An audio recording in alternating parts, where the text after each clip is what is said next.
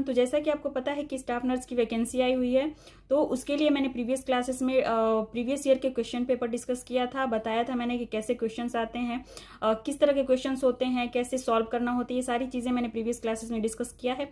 अगर आपने वो वीडियो नहीं देखा है तो उसका लिंक डिस्क्रिप्शन में मिल जाएगा, आप चेकआउट जरूर कर लेना। आज मैं बताने वाली हूँ बहुत सारे multiple choice questions obstetrics and gynaecology के, बहुत सारे मल्टीपल चॉइस क्वेश्चंस डिस्कस करेंगे आज। ये जो मल्टीपल चॉइस क्वेश्चंस मैं डिस्कस करूँ, ये बहुत ही इंपॉर्टेंट क्वेश्चंस हैं, आप इसको जरूर देखना, जरूर पढ़ना, ये एग्जाम के लिए बहुत इंपॉर्टेंट है।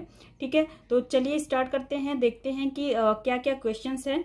यहाँ पे फर्स्ट क्वेश्चन है कि गर्भावस्था यानी कि प्रेगनेंसी के दौरान फिजियोलॉजिकल एनीमिया होना परिणाम है, किसका परिणाम है, मतलब कि प्रेगनेंसी में एनीमिया क्यों हो जाता है, फिजियोलॉजिकल एनीमिया क्यों हो जाता है। तो ये 4 ऑप्शंस आपके दिए हुए हैं। तो यहाँ पे फर्स्ट है माँ के रक्त आयतन यानी कि ब्लड वॉल्यूम में वृद्धि होना, लौह यानी कि आयरन का डाइट में कम लेना, सी है यहाँ पे कि फर्स्ट ट्राइमेस्टर के बाद इरिथ्रोपोइसिस कम होना, ठीक है, और डी है माँ के लीवर की विषाक्तता नाशक मांग के बढ़ जाने से। यानी कि 4 ऑप्शन है, तो इसमें आपका हो जाएगा ऑप्शन सही हो जाएगा, ए ऑप्शन सही हो जाएगा। आप जाएगा माँ के ब्लड वॉल्यूम में वृद्धि का, यानी कि यहाँ पे आपका क्वेश्चन था कि प्रेगनेंसी के दौरान फिजियोलॉजिकल एनीमिया होने का क्या परिणाम है। ठीक है, तो मतलब कि फिजियोलॉजिकल एनीमिया प्रेगनेंसी में क्यों हो जाता है, तो यहाँ पे ऑप्शन सही हो जाएगा आपका माँ के ब्लड वॉल्यूम में वृद्धि का। सेकेंड क्वेश्चन है इसमें कि प्रेगनेंसी के संभावित चिन्ह में निम्न में से किस एक को छोड़कर सभी आते हैं। ए ऑप्शन हो जाएगा आपका ड्रॉविनेस एंड लेसिट्यूड के आवर्त, ठीक है। बी ऑप्शन हो जाएगा त्वचा की वर्णता यानी कि स्किन पिगमेंटेशन का बढ़ना, ठीक है। सी ऑप्शन यहाँ पे हो जाएगा कि फ्रीक्वेंसी ऑफ मिक्चुरेशन यानी कि यूरिन का बार बार आना, जो वीमेन है उसको ऐसा लगेगा कि बार बार यूरिनेशन के लिए जाना है। डी ऑप्शन यहाँ पे है फॉलिकल स्टिमुलेटिंग हार्मोन यानी कि FSH के स्तर का बढ़ जाना, तो इसका ऑप्शन हो जाएगा डी ऑप्शन इसका सही हो जाएगा, फॉलिकल स्टिमुलेटिंग हार्मोन FSH के स्तर का बढ़ जाना, ठीक है। नेक्स्ट क्वेश्चन इसमें है कि एब्रेप्टियो प्लेसेंटा का तात्पर्य अलग होना है। ए ऑप्शन है आपका सामान्य स्थित प्लेसेंटा का, बी ऑप्शन है यहाँ पे असामान्य रूप से स्थित प्लेसेंटा का, ठीक है। सी ऑप्शन है यहाँ पे असामान्य प्लेसेंटा, डी है ऑप्शन गर्भ झिल्ली यानी कि फीटल मेम्ब्रेन। तो आपका यहाँ पे ए ऑप्शन सही हो जाएगा, सामान्य स्थिति प्लेसेंटा का, ठीक है। क्वेश्चन था एब्रेप्टियो प्लेसेंटा का तात्पर्य अलग होना है, ठीक है, तो ए ऑप्शन आपका सही हो जाएगा यहाँ पे सामान्य स्थित प्लेसेंटा का। ओके, ये क्वेश्चंस जो मैं अभी बता रही हूँ ये बहुत ही इंपॉर्टेंट क्वेश्चंस हैं, क्योंकि यही इसी तरह के क्वेश्चंस आपको एग्जाम में देखने मिलेंगे, ठीक है। तो ये बहुत ही इंपॉर्टेंट क्वेश्चंस है, तो इसको आप लोग जरूर देखना, जरूर से पढ़ना, ठीक है। और नेक्स्ट क्वेश्चन है इसमें कि यौवनारंभ यानी कि मेनार्ची की औसत आयु कितनी होती है। ओके, मेनार्ची किस एज में होती है, ठीक है। तो यहाँ पे दिया हुआ है ए ऑप्शन में है 12 से 14 वर्ष, ठीक है। बी में है 10 से 11 वर्ष, ठीक है। और सी में है 18 से 20 वर्ष, डी है 25 से 30 वर्ष। तो मेनार्ची, ठीक है, तो मेनार्ची स्टार्ट हो जाता है आपका 12 से 14 वर्ष में। ओके, ए ऑप्शन आपका सही हो जाएगा कि 12 से 14 वर्ष में मेनार्ची की आयु बोली जाती है, यानी कि 12 से 14 वर्ष की आयु मेनार्ची की आयु होती है, ठीक है। नेक्स्ट क्वेश्चन है आपका गर्भवती स्त्रियों में सिफिलिस की चिकित्सा होनी चाहिए, ठीक है। क्वेश्चन है गर्भवती स्त्रियों में सिफिलिस की चिकित्सा होनी चाहिए, ठीक है।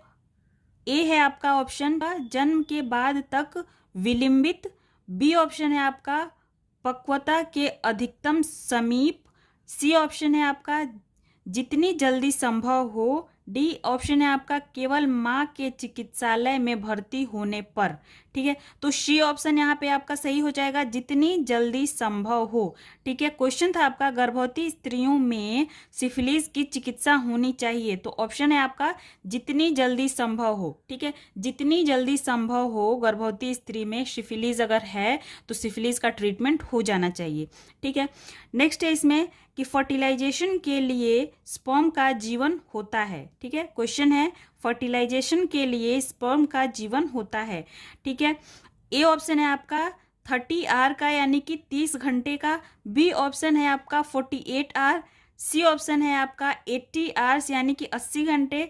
ठीक है, डी ऑप्शन यहाँ पे है 96 आवर्स। ओके, तो आपका बी ऑप्शन सही हो जाएगा 48 आवर्स का, यानी कि क्वेश्चन था यहाँ पे फर्टिलाइजेशन के लिए स्पर्म का जीवन होता है, यानी कि स्पर्म कितने देर तक जीवित रह सकता है।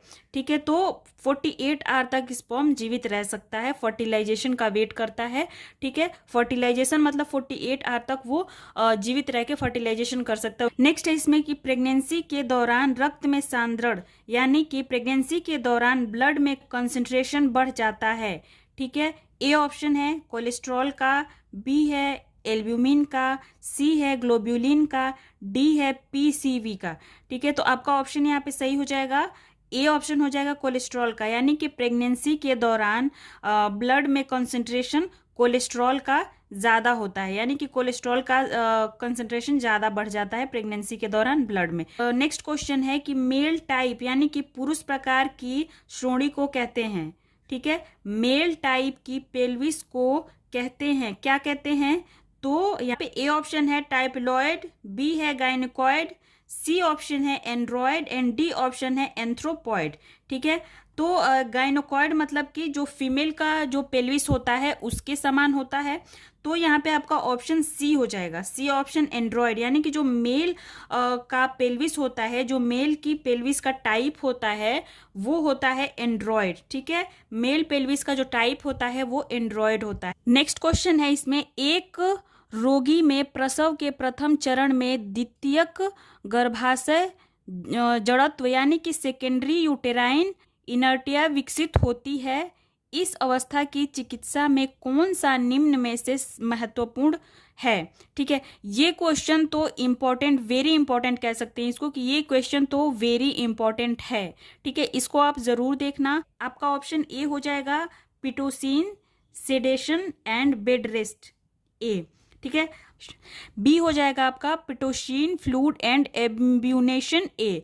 सी हो जाएगा आपका sedation, fluid and bed rest, A. D हो जाएगा आपका पिटोशिन, फ्लूइड एंड एब्डोमिनेशन, ए।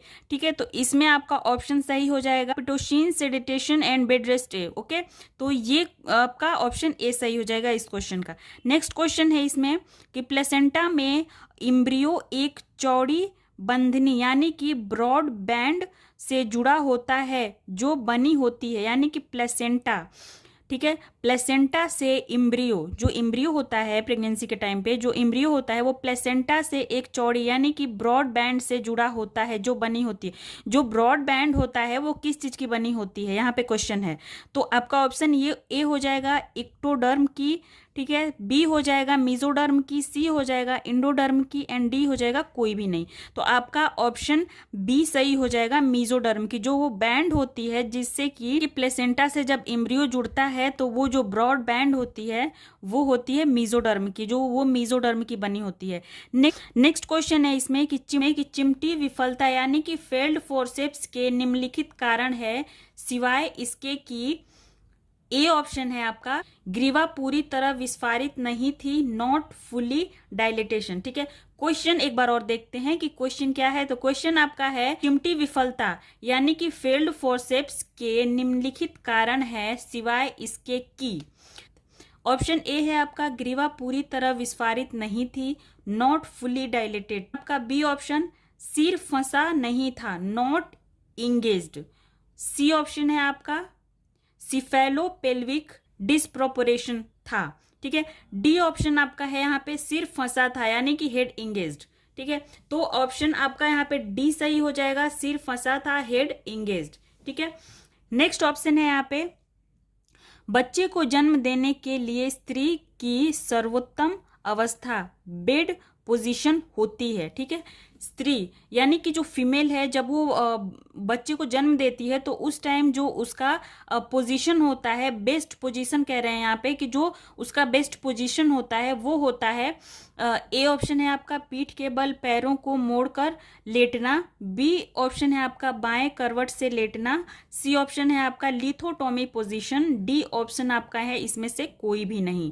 ठीक है, तो आपका यहाँ पे सी ऑप्शन सही हो जाएगा, लिथोटॉमी पोजीशन। ठीक है, जब बेबी का बर्थ होता है, जब फीमेल बच्चे को जन्म देती है तो उसकी पोजीशन होती है लिथोटॉमी पोजीशन, वो लिथोटॉमी पोजीशन में होती है जब बच्चे का जन्म होता है। ठीक है, तो ये आपका ऑप्शन सी सही हो जाएगा। नेक्स्ट क्वेश्चन है इसमें कि गर्भ यानी कि फीटस की खोपड़ी के तीव्रता से और अचानक दब जाने यानी कि कंप्रेशन का परिणाम होता है। जो फीटस होता है उसकी खोपड़ी के तीव्रता से और अचानक दब जाने का परिणाम, आपका ऑप्शन ए है अंतर्गर्भाशयी रक्तस्राव यानी कि इंट्रायूटेराइन हेमरेज, बी हो जाएगा अंतकर्पालीय रक्तस्राव व चोट, इंट्राक्रेनियल हेमरेज और इंजरी। ठीक है, सी हो जाएगा आपका अत्यंत दबाव यानी कि एक्सेसिव मोल्डिंग। ठीक है, डी हो जाएगा उपरोक्त कोई नहीं। ठीक है, तो यहाँ पे ऑप्शन आपका बी हो जाएगा इंट्राक्रेनियल हेमरेज और इंजरी। नेक्स्ट क्वेश्चन है यहाँ पे कि एमनियोटिक फ्लूइड की विशेषताओं में यानी कि इन कैरेक्टरिस्टिक्स निम्न सभी सम्मिलित होते हैं सिवाय इसके कि उल्व। ए ऑप्शन है का रंग स्वाभाविक पीला हरा होता है। ठीक है, बी ऑप्शन है यहाँ पे कि भ्रूण मूत्र यानी कि फीटल यूरिन गर्भ रोम यानी कि लेनुगो और उपकला कोशिकाएं इपीथीलियल सेल्स रखता है।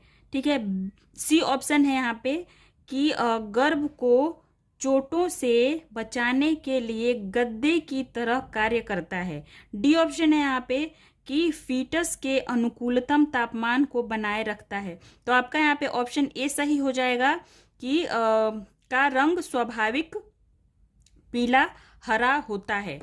ठीक है, नेक्स्ट क्वेश्चन है यहाँ पे कि ओव्यूलेशन के बाद स्त्री का आधारीय शारीरिक तापमान यानी कि बेसल बॉडी टेम्परेचर। ठीक है, क्वेश्चन यहाँ पे है कि ओव्यूलेशन के बाद स्त्री का आधारीय शारीरिक तापमान। ठीक है, तो ए ऑप्शन आपका यहाँ पे हो जाएगा थोड़ा सा बढ़ जाता है, बी हो जाएगा स्थिर रहता है, सी हो जाएगा थोड़ा सा कम हो जाता है, डी हो जाएगा घटता बढ़ता रहता है। आपका ऑप्शन यहाँ पे ए सही हो जाएगा, थोड़ा सा बढ़ जाता है। क्वेश्चन क्या था? तो क्वेश्चन था कि ओव्यूलेशन के बाद स्त्री का आधारीय शारीरिक तापमान, ऑप्शन ए सही होगा, थोड़ा सा बढ़ जाता है। ठीक है, ये आज हमने 16 क्वेश्चंस देखे। होप आपको समझ में आया होगा अच्छे से। कोई कंफ्यूजन रह जाता है, कोई डाउट रह जाता है तो आप कमेंट में पूछ सकते हैं, या अदर कोई क्वेश्चन है, कोई डाउट है तो वो भी आप कमेंट में पूछ सकते हैं। मिलते हैं नेक्स्ट वीडियो में नेक्स्ट टॉपिक के साथ। तब तक अपना ख्याल रखिए, खुश रहिए, पढ़ते रहिए। Thank you.